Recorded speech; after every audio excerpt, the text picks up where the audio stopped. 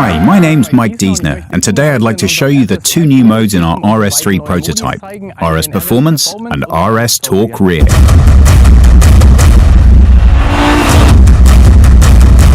Let's start with RS Performance mode, which I can activate here. This is our racetrack mode and is designed primarily for our Trofeo R tyres, which we're now offering for the first time. But today, we're using our series tyres, P0, to show that all of our customers can have the full driving experience even with standard tyres. Let's begin with the launch control start with our new launch control traffic light, with its red, yellow and green. Then you see the shift light, meaning we have full boost pressure and we're ready to go.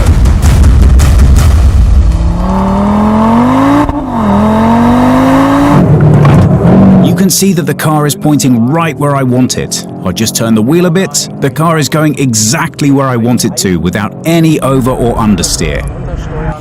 Now we're coming up to some S-curves in the road, and you'll see that the vehicle really is not understeering at all. And now I have a choice. I can steer the vehicle in exactly the direction I want using either the steering wheel or the gas pedal.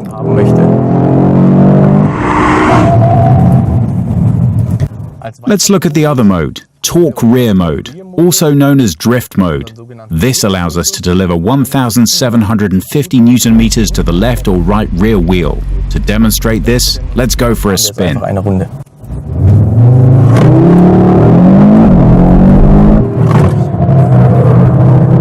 Even in drift mode, you can see that we can maintain good control over the car, even when navigating tight S-bends. I can oversteer the car on every bend if I want to. Let's turn left here to create some additional drift and to demonstrate once again just what this car is capable of.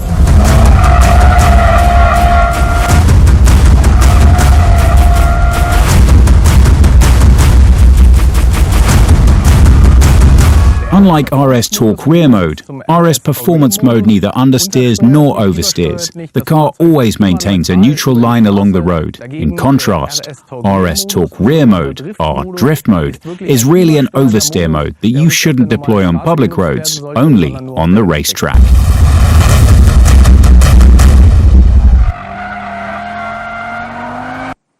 Hello, Mike. Hello, Mike. Hello, Julia. We just saw there really racing the car in the clip, and now welcome here in the studio. Now, Mike, we saw in that clip how you as a driver can go through the different RS Performance mode and RS Torque Rear mode. The RS Performance mode, of course, offers a number of different settings. Can you tell us a little more about that? Sure, I'm glad to do so. The RS Performance mode, conceptually made for the racetrack, but can also be driven on a normal road, has of course different settings for the steering. We can choose between the three different modes for the steering, and if you have the DCC, the adaptive chassis, you can switch between comfortable and sporty. This is of course made for the situation if you go on, shall we say, a track with poor road conditions like the Nürburgring, you would rather go for comfortable, but on a Grand Prix track like Hockenheim Ring, you would pick the sporty setting. Now, you said earlier, you can have 1,750 Newton-meters of torque to go to one wheel at the rear axle. That is a rough outline how this works, but you've got an exhibit here with you of the torque splitter where you can talk us through the various components and the workings. So tell us, how are they interplaying with one another?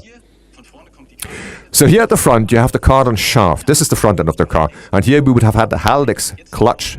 But this is omitted in the new model, which means the force from the cardan shaft goes straight to the crown wheels, and on the left and the right we have a clutch.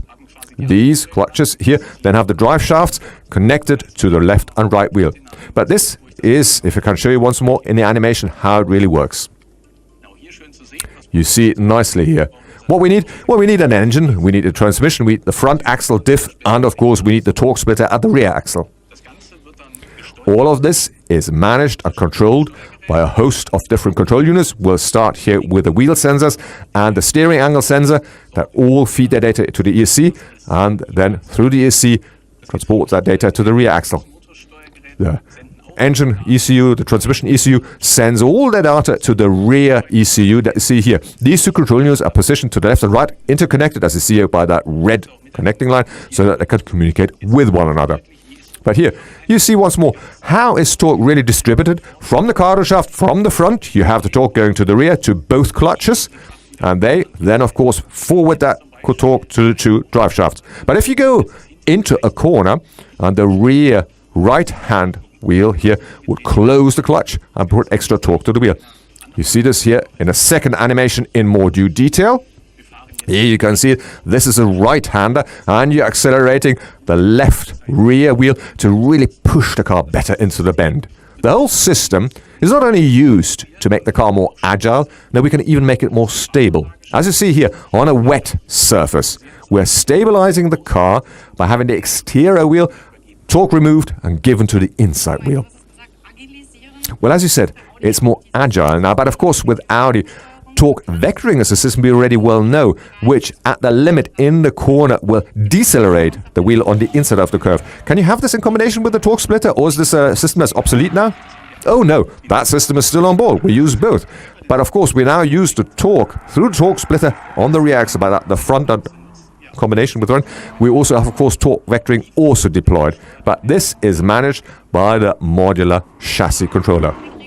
The modular chassis controller is something we also have in the A3 that was introduced last year. And of course, this is responsible for the lateral dynamic components. How is that interplaying with the torque splitter then? Well, as you just said, we know the modular drive dynamic controller from the basic model. Here simply rounded out by the torque splitter, which means we take our chassis, our adaptive chassis DCC, connect that with a brake, and that is our torque vectoring controller and the torque splitter, and that then simply gives even better lateral dynamics. Well, thanks Mike for that technical deep dive. Explanation and the drive in the RS3 prototypes have shown you what customers can expect from this car. It's the interplay between torque splitter, the RS3 specific drive modes, and the 5-cylinder engine that make this compact athlete even more performant and unique in its segment.